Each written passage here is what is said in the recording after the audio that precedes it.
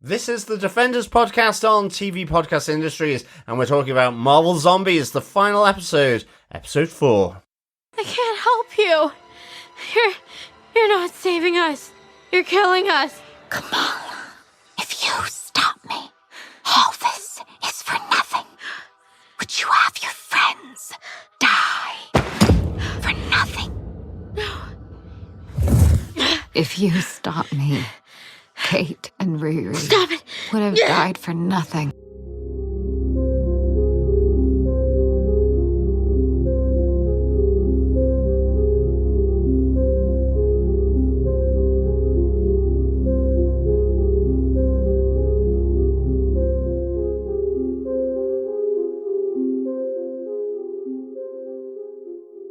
Welcome back, fellow Defenders, to TV Podcast Industries. We are here with the final episode of Marvel Zombies, episode 4. I am one of your Gurg-Arg hosts, John. I'm your other host, Derek, still, as you can probably hear, under fire from fireworks. We love a good old firework on Halloween. In fairness, it has been going since September, but it's been going since August. They must have had some massive excess of fireworks, even with them going every night. And they're illegal here. Yeah. So there you go. Police station well just done, around the corner. coppers. Yeah, I think everybody's allowed to blow off a little bit of steam. As long as they don't blow off their own hands, it should be okay. Oh, well, let's see what happens. But yes, we're going to crack into our final episode of Marvel Zombies.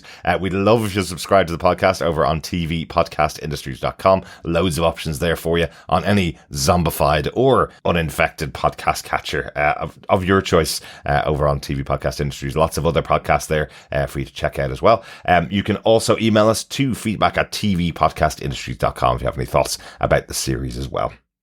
Excellent stuff. But let us crack on with our spoiler-filled discussion. Derek, who gave us what, where, when, and how? Well, the teleplay, of course, for the series has been written by Zeb Wells, and the story for the series written by Zeb Wells and Bryan Andrews, just like this episode. And Excellent the episode stuff. directed, once again, as has been the case for all episodes, by Bryan Andrews. John, why don't you tell us what they gave us with your synopsis for the finale of Marvel Zombies? Sure. Episode 4, A Bloody End. Mm-hmm. The Nova Corps shoots down the Asgardian ship, but the group is rescued by the sorcerers of Kamar-Taj, who reveal that Bruce Banner willingly absorbed the Infinity Stone's energy after their destruction and has transformed into Infinity Hulk to prevent it from destroying Earth. But having amassed enough zombies to defeat Hulk, Wanda arrives to take the stone's energy for herself.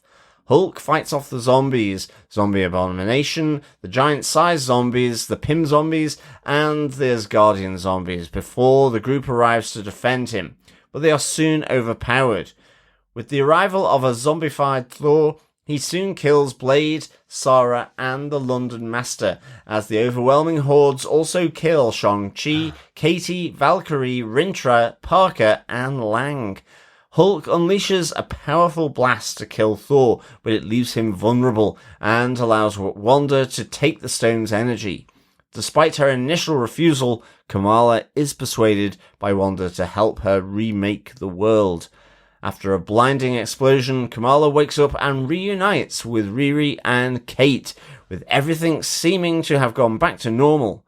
However, reality flickers and Kamala sees the real Riri fighting zombies, who tells Kamala that she has hacked the system, and that what she is seeing is not real, leaving Kamala shocked and confused. She's not the only one. I know. Yeah. Cut to credits, no post-credit scene. I know. No guarantee of a second season. I know. Although everybody involved in the show has been saying that they have loads of ideas if they do get commissioned for a second season of Marvel Zombies. Yeah, like just getting go watch them it. out Just go of- watch it. That's what they keep saying. Yeah, exactly. Like getting them out of the hellhole that old Wanda's put them in. Yeah. Or is Maybe it a that's hell? an idea.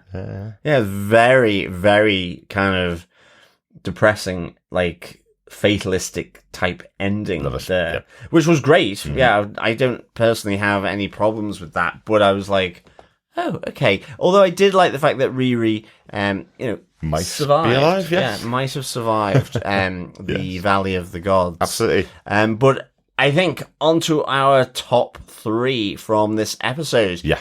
First off, Infinity Hulk. Oh yes, how cool was Very this? cool. Yeah. I almost had Destiny vibes actually. Yeah. Which was it was just very, very cool. Really, I just really liked it. And I'm glad it kind of explained how all that energy, because in the last episode, it's kind of left where it's ripping through the world. And so, Scott Lang, Peter Parker gets saved, by the sorcerers. So, I thought this was quite nice that they had managed to sort of contain all that energy through the sacrifice of Banner.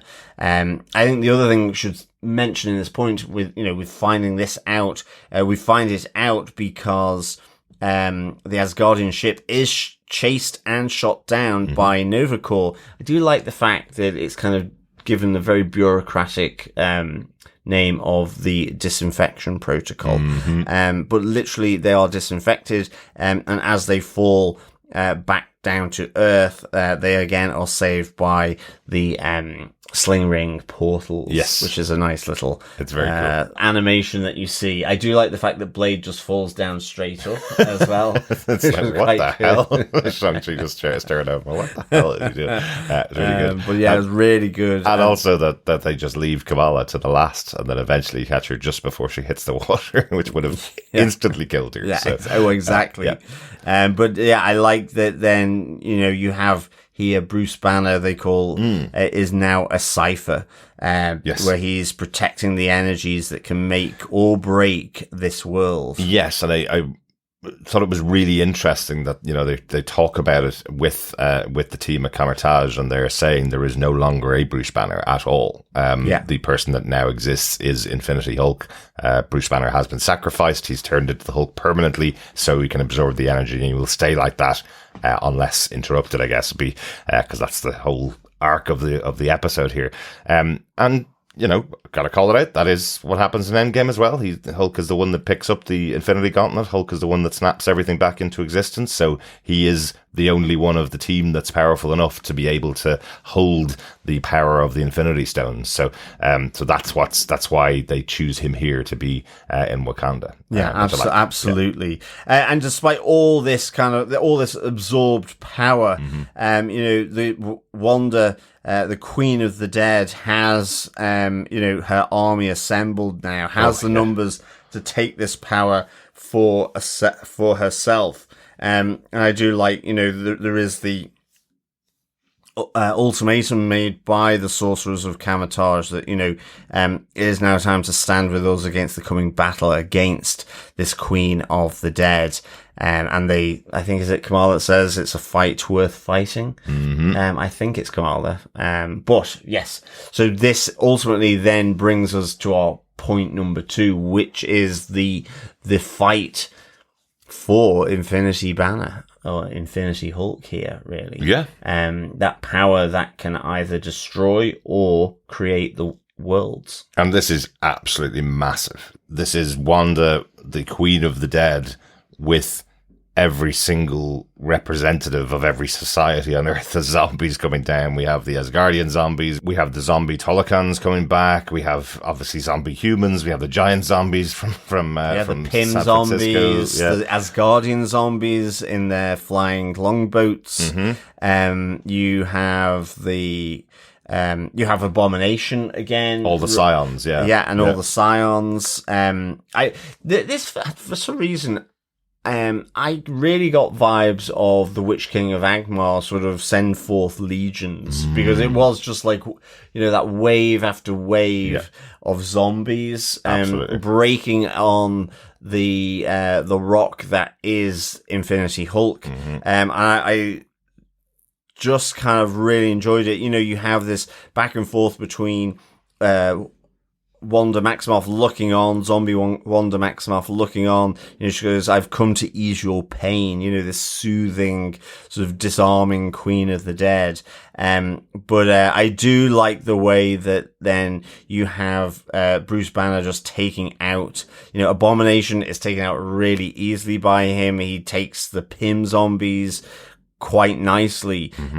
Wanda is actually knocked away by the 10 rings as she moves towards him, because he does, like, just sheer numbers of zombie hordes that Bruce Banner can only do so much and starts to get overwhelmed. But you have then the group from Kamar-Taj arriving to protect Bruce Banner.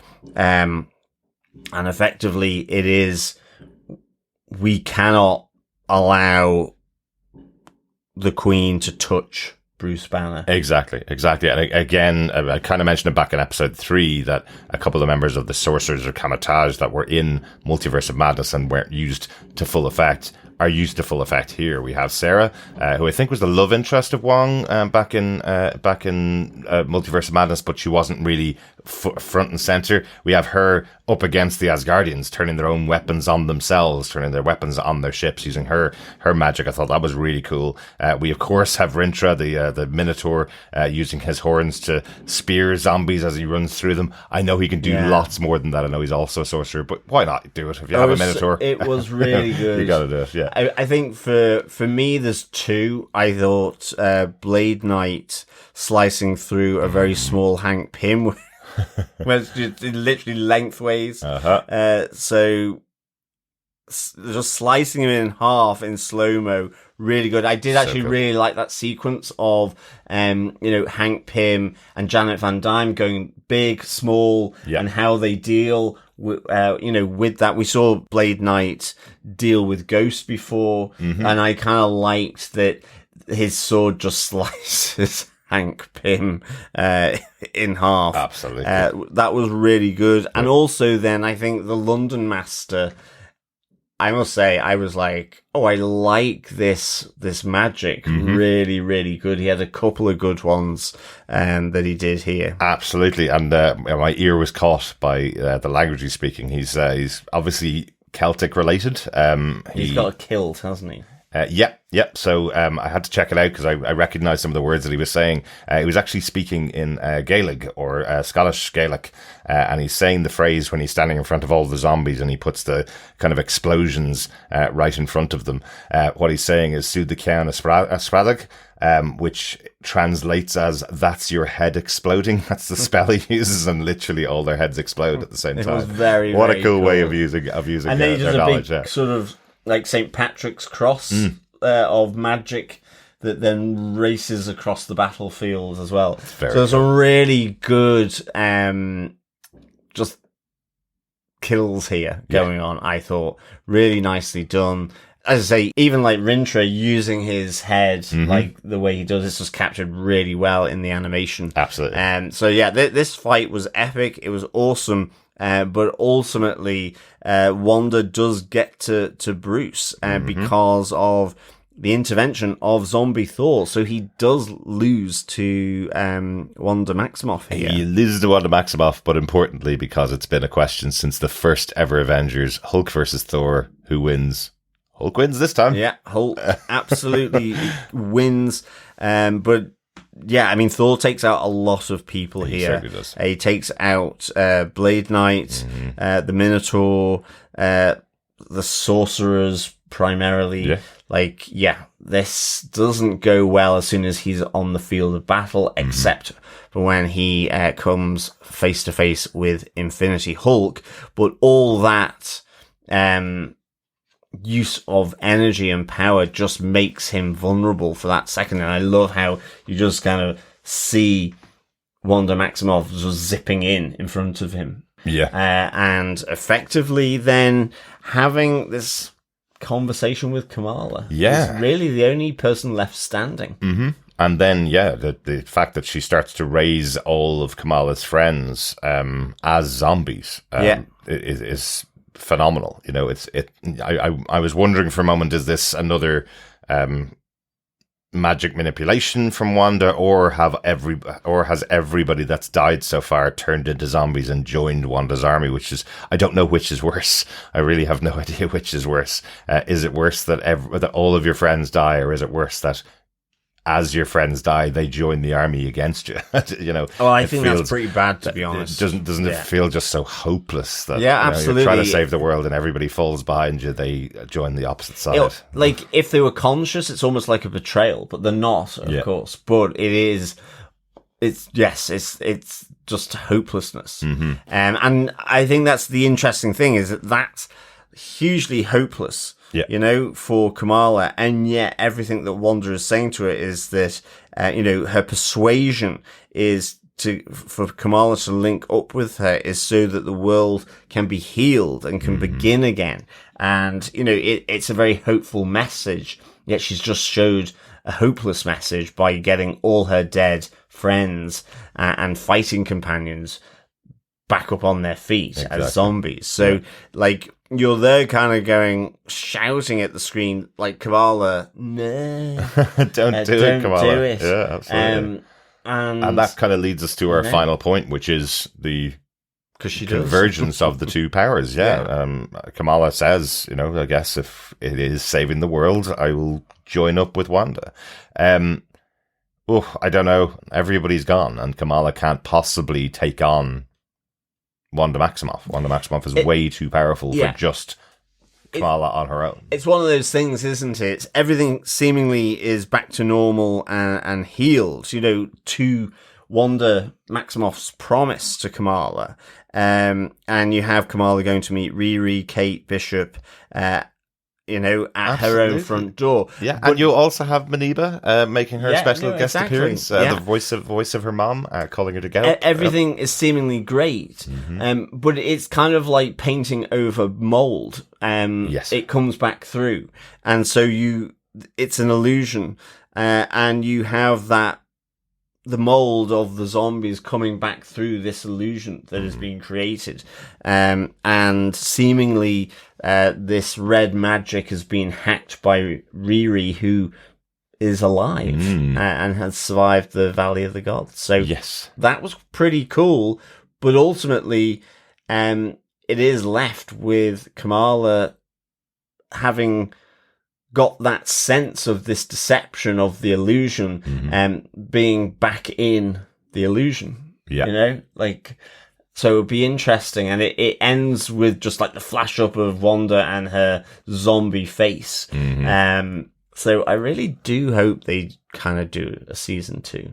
I do, but I also like the horror ending that they have here, that you think the villain is beaten because the good guy has done the thing at the end. It's like the end of Nightmare on Elm Street, which notoriously ends with, for absolutely no reason, Freddy comes back, and then you have 7 other movies afterwards dealing with Freddy over and over again. He could never be killed. That's the Nightmare on Elm Street thing. It's a real horror trope to have a moment at the end that makes you question whether everything's gone too good or not. Agreed. Love that idea. Here, to me, it does seem pretty definitive that Wanda Maximoff is still a zombie and has just taken the power and taken Kamala's power and has given Kamala what she wants to see in her mind, and that's it. But will she be able to get out of it? Will we get a future story for these characters? I'd love to see it. I guess in the multiverse of Marvel now, you could just have a different Marvel Zombies tale. Potentially, yeah. Which I think would equally be good, because I think you're right. I mean, even though, yes, I'd love to see Wanda kind of get beaten. I think you're right. It's a great horror movie. Yeah. And rather than just running the next 8 seasons with Wanda as the bad guy, just do a new one. You could do that. Yep, you could do that.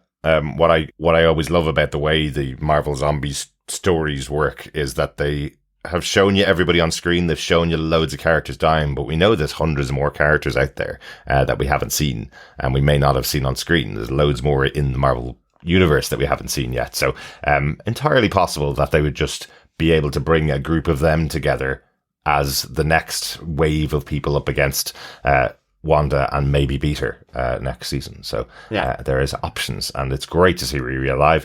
We actually mentioned in the first episode that when she got attacked, she did inject herself So she maybe did find a way to slow the zombie virus or stop the zombie virus. So she may have a cure for the zombie virus, and that's why she's able to be alive here at the end. There's some hope that might be what happened.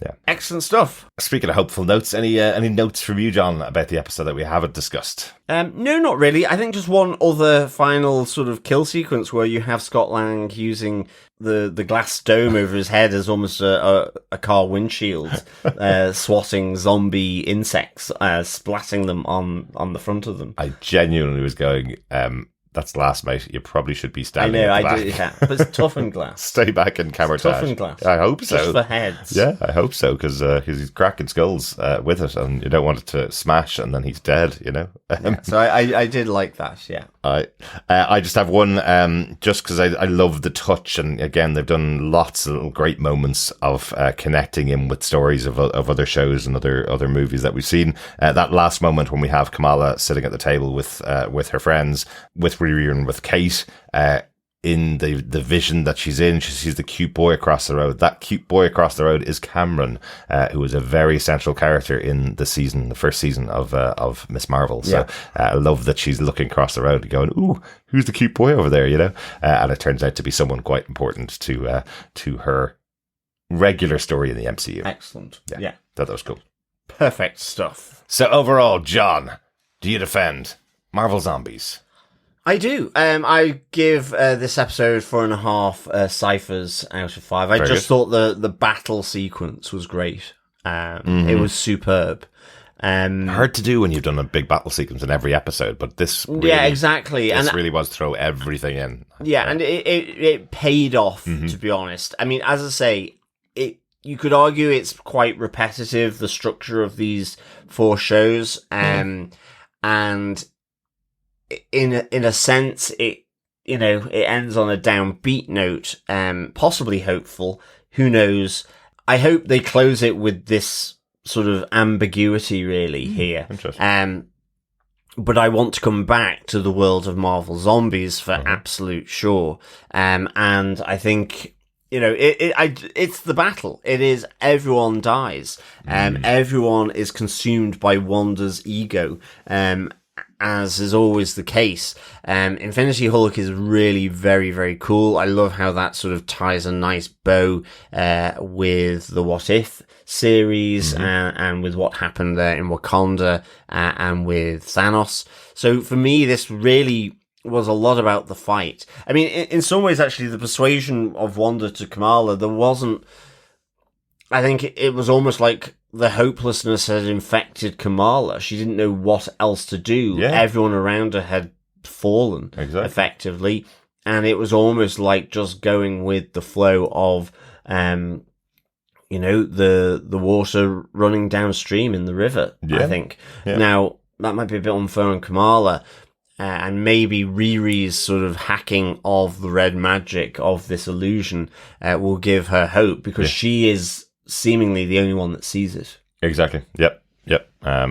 But I absolutely really enjoyed this episode. So for me, it'll be 4.5 ciphers out of 5. Excellent. And it was only when you were talking there that I just realised that the final moment when Wanda's trying to convince Kamala to go on her side is actually like Agatha Hart is trying to convince Wanda to go on her side at the end of WandaVision. So it might be a little nod to that as well. So, for me, definitely defend this series. Really enjoyed it. I think I've watched it through about 4 or 5 times now, because we've had so long since we had the original episodes available to the point that we're recording now.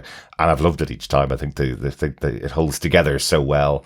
Love the characters. Huge respect to Zeb Wells for his writing and to Bryan Andrews for his job running the show as well. But Iman Vellani as the central character throughout the season has been fantastic. Yeah. I don't know why people don't want to pin all of the MCU on her. Marvel seems to want to. I absolutely want to. I think she's cast so well in this central role, and she has such great interactions with other characters. Her storyline's great. She's got great powers. She can't be the only one. There's loads of other characters in there to focus on. But I do love her at the center of a story. I think she's great as our central character for the story. So I'm so glad it centered around Kamala. There were so many other options. especially when it started out when we thought it was going to be this road trip with her, Kate and Riri, and then suddenly it turns out to be it's just Kamala. She's the only one that survives all the way through to the end, you know. So great seeing so many other characters in there, and really exciting story. It felt like Avengers level in animation, so I'm really hoping we get more of Marvel Zombies in the future. Yeah, absolutely. Great stuff. Let us get on to our feedback section. We have an email in from Coffee and Vodka who says, "Greetings, fellow befuddled defenders. I'll be hunting down an ending explained on YouTube for this one. It looks like the good guys lost and the world's gone almost entirely to the dead, but could use a bit of confirmation. Up to the final battle royale, a few moments of hopelessness with our point of view nightlight Kamala brightening the way. Being otherwise 99% running and fighting, there's not much else to say other than it was fun to see the Hulk smush zombie Thor. As shiny as this is, I'm not getting in line to demand a follow-up season unless it's nice and unambiguous. 4.5 USDA Sorcerer Supremes, pasted puny gods, and forever frenemies out of 5. Peace and take care, Coffee and Vodka." Great stuff. Thanks, Coffee and Vodka. Absolutely. Thanks, Coffee and Vodka. Yeah, interesting. There have been so many series of Marvel Zombies in the comic books. I think there's been 7 different series that they all end with zombies are still going. There's none that I can remember that there is no longer zombieism in the world, as far as I can remember. Maybe the most recent one, Urban Decay, I think, where I think Groot is the cure at the beginning of that. Not in this universe of the animated version of Marvel Zombies, but yeah, I kind of love this ambiguous ending for this because it feels like a horror movie rather than an animated cartoon show with a big happy ending. So I think that's an unusual choice for them to make. So I'm very happy with it, but I would love to see more of the show. Whether they have an unambiguous ending or an ambiguous ending at the end, I just want to see more of Marvel Zombies. Hey, we haven't had Nick Fury as a zombie yet. Where's he gone? He was probably eaten on day one, unfortunately. Tasty.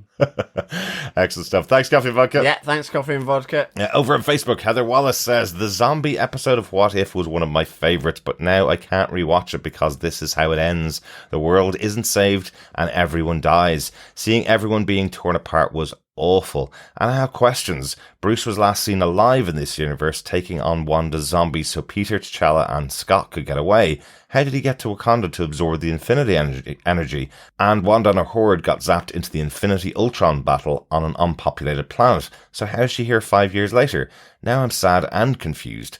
My final thoughts on the series are the voice cast was amazing and I love the unexpected team-ups, but I found it so bleak, and that's not what I come to Marvel stories for. It could be compared to the ending of Infinity War, but with no confirmation of a sequel." And Heather returned afterwards and said, "Oh, I just thought of the answer for how did Hulk get to Wakanda. The sorcerers must have opened up a sling ring portal, and apparently zombie Wanda was locked up by evil Doctor Strange, released by Captain Carter and Kahori, and then they would have been able to return to the world the others had set them free." I kind of forgot about that episode. Excellent, Heather. I'm so glad you answered those questions because I would have had to be searching through What If the answers. There was 2 more seasons after that first episode. So delighted that you're able to find the answers for that. You're probably right. Yeah, I think they say that they needed to get the Hulk. So they're the ones that took him out. It was Rintra that was telling that story of how they got Bruce Banner back, wasn't it? Yeah. Because you do hear that great line of, one thing I've learned when you're in Kamar-Taj is if a Minotaur speaks, you listen, which I really enjoyed. So yeah, it must have been them that saved Bruce Banner to bring him back. So at least the questions are solved. And I think you're right. In general, with the Marvel Universe, I don't go to it for dystopian futures. There's loads of those out there and in all the other stuff that we cover. But I do like it on occasion. So going to Marvel Zombies for a little bit of dystopia when there's lots of other stuff out there as well. So lots of heroics out there in the other movies. You know, we have Fantastic Four coming out on Disney Plus next week. If you haven't seen it, watch that. That'll cheer you back up as well. Yeah, absolutely. I mean, I think you're right. It is very sort of, even just the end with the snarling Red Queen, the zombified Red Queen. I guess the only bit of hope there that we can latch onto is Riri. But I do think they'll probably, end it there. But But who knows? Yeah, literally, who knows? Yeah. But I hope they end it there and then move on to a more sort of maybe a musical Marvel Zombies. I knew you were going to say a musical Marvel Zombies for some reason.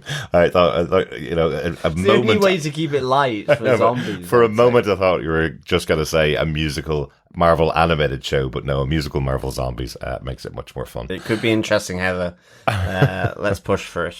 Absolutely. Thanks so much, Heather, for your thoughts. Absolutely. Thanks, Heather, and thanks for answering those questions because, it's good to have, you forget how intertwined sometimes the MCU can get, and certainly when they start bringing it over into animation. Absolutely. That's why I kind of think leave this where it is and then have another standalone one. Look, that's your opinion, I guess. Girl. Yeah. When she gets introduced, she can be in Marvel Zombies as well. Yeah. Throwing her zombie squirrels around. Brains from Squirrel Girl. Maybe. Excellent stuff. Also on Facebook, Harvey Locus says, this ended up being way better than I expected. I think it would be great if in Vision Quest, Vision tries to bring Wanda back and gets this Wanda into Secret Wars. Oh, wow. This would be awesome. Yeah. I do like that your shorthand for Vision is Viz Harvey. Because then we could call him Hi Viz. Hi Viz. Yeah, Hi Viz. That's what Wanda says when she's with him. She always called him Viz. So Hi Viz. Hi Viz. Yeah. What a cool idea, especially because we're going to have crossing over of characters from different universes, like the Fantastic Four, who we're going to get in Doomsday in the next couple of years. Next year, I think it is. So if next year we have a moment where Vision tries to find his Wanda and ends up bringing in Zombie Wanda, which brings her in time for Secret Wars. Yeah. What a cool idea! Absolutely. Zombie Wanda in live action. That would make me really invest into Vision Quest. There you go. There you go. Because at the moment, I just think it's going to be a bunch of robots. Well, I guarantee that Elizabeth Olsen will remember the day that she put on the zombie makeup for Vision Quest, so she will absolutely remember her participation in that. Yes, definitely. Thanks, Harvey. Absolutely. Thanks, Harvey. Paul Tenchi Lee sends in his thoughts. Firstly, he says, oof. Secondly, he says, read my comment from episode 3. If Wanda kept all her powers, why hasn't she just healed herself, removed the virus from her system? It's like the virus activated the part of her that drew her to the Darkhold in other realities, and so she's just doing a version of the House of M. Still haven't read those comics, so people with more knowledge than that can compare and contrast. Next, I don't understand how Infinity Hulk / Cypher works. Doesn't having all the stones together give him the equivalent of a fully operational Infinity Gauntlet? Again, if there's comics lore in this, I would love to hear about it. Next, the entire series is about unexpected team-ups, which is a nice callback to its origins in What If. Per my thoughts from episode 1, how many of these are trial balloons for future shows / movies? And finally, the less grim version of a season 2 would have Riri plus Friday busting Kamala out of her illusion and maybe connect up with Spidey and Ant-Man. Not sure how they'd win, but if they could get through to Icarus, maybe there's a hope. Maybe there's some hope. Yeah, great stuff. Thanks, Paul, for the thoughts. I'm guessing Infinity Hulk Cypher just works like a bottle. He's captured it all, but his toughened skin, all that is the only thing that can contain it. I mean, you do see it kind of getting ripped and it's starting to burst out, but ultimately it's just a container really for this energy. So he is the Infinity Gauntlet, basically. Yeah. But I wonder if it's that the powers have been kind of messed because of going into the core of Wakanda. Yeah. He's not actually holding the stones, he's just trapping the energy from them. I think that's it. I think T'Challa was destroying the stones, but in doing so, and certainly maybe with it being done through vibranium, it was a huge energy release, and that's what's being contained. Yeah, and it is, it's Wanda that's trying to get the energy, and she can channel it because of her powers, whereas Hulk doesn't have powers to channel. I do like the fact that your turn of phrase is the equivalent of a fully operational Infinity Gauntlet. It feels like you've just wheeled around in the Death Star here. But I think for sure, I'm not entirely clear as to whether there's any law on this. I think on House of M, I think you're right. Again, that's part of her powers is to create these illusions, other realities, so that's what she's doing here. It's absolutely that, yeah. But it's not her being cured, I guess, or healed. Well, exactly. The story of House of M is that she's lost her mind and her powers recreate reality. Even she doesn't know that she's done it for a while. That's the whole thing, is that the entire universe is now the Maximoff house, basically. So yeah, it's an excellent story. Go read it if you haven't had a chance. I'm not able to go point by point through what the connection is, but since I read it, actually. But it is one of those stories that it deserves its reputation as a great Marvel story. So yeah, I'd highly recommend going and reading it. But the point of it is, yes, it is drawing from that concept. She is able to recreate realities. The idea that Kamala could possibly be in a world that looks like the old world and everything has been restored. That's what House of M feels like to everybody that's in it. Yes. They think it is the world that has been created around them. They remember their past as if they've always lived in this world and have and continue their lives whatever way she sets out, because she's so powerful. So it's very cool. Yeah, good stuff. Thanks, Paul, and thanks everyone for your feedback. Really great to get your thoughts in on Marvel Zombies. Absolutely, and thanks so much for joining us for Marvel Zombies on TV Podcast Industries. We've been really enjoying chatting Marvel again. It's going to be a while before we get to talk about Marvel again, because they've just moved out Wonderman. It's moved into January 2026, or at the end of January, initially slated for Christmas time this year, but now coming out, I think, 26th January for the first episode. Yeah. Okay, excellent. Yeah, but hopefully a weekly series, finally, for Marvel. It's been ages since we got a weekly series. Yeah. I hope, given how short their runs are and how big the gaps are getting between these shows and movies, I hope they do 8 episodes over 8 weeks. That would be nice, wouldn't it? Yeah, absolutely. Yeah. Well, it almost seems a bit like just throwing stuff out and that's it. It's almost like canning it, in a sense, rather than enjoying it across many weeks. Yeah, and I just hate that model. Netflix have been doing that since they started, and even they decided that's the wrong model for them. And every big show they have now releases 3 episodes and then goes on a break for months, and then 3 episodes and then goes on a break for months. so they're all doing different versions of the right way to release it weekly, so we can all chat about it. Exactly. But with that said, thank you so much for joining us. We know we were a bit late coming on for Marvel Zombies, about a month, but at least we got it in around Halloween time. Yes, so it makes sense for it to be Halloween. Exactly. For sure. Thank you so much, fellow Defenders, for joining us for our Marvel Zombies podcast. Until we meet again, keep watching, keep listening, and of course, keep defending. Bye. Bye. Brains. And gain your knowledge. Bye. Bye.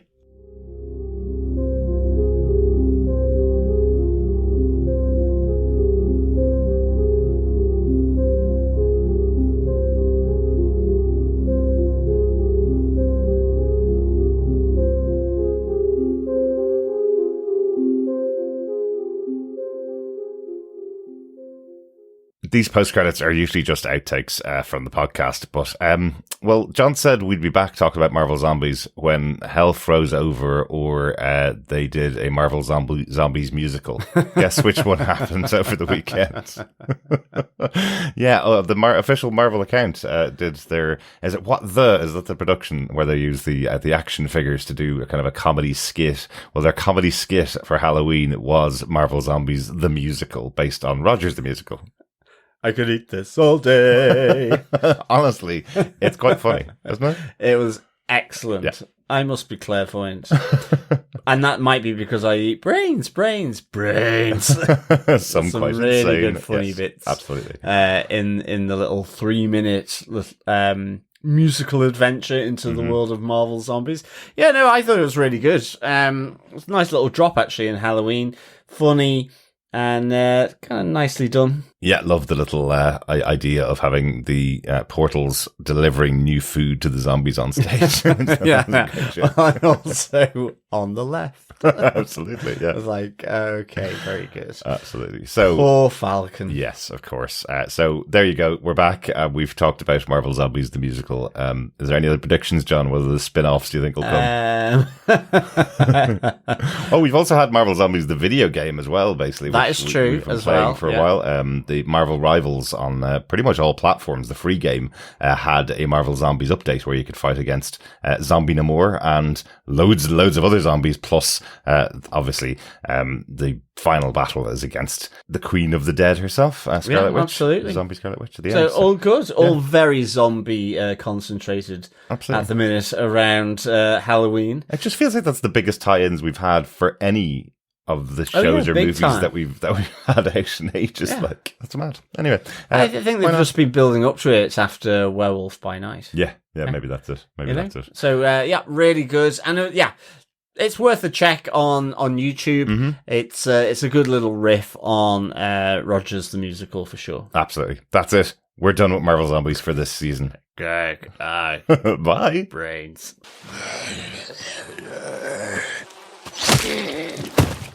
Derek, shall we crack on to our spoiler-filled discussion of episode 4 of Marvel Zombies? Absolutely. You give us what, where, when, and how, and is it Zeb Wells and Bryan Adams?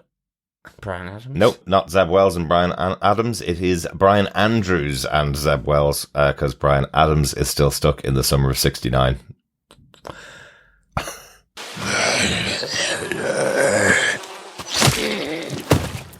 I think it would be great if in a Vision Quest, Viz tries to bring Wanda back. Sorry, just Vision Quest is the TV show with Vision at the centre of it. So just so you're Hi, Viz.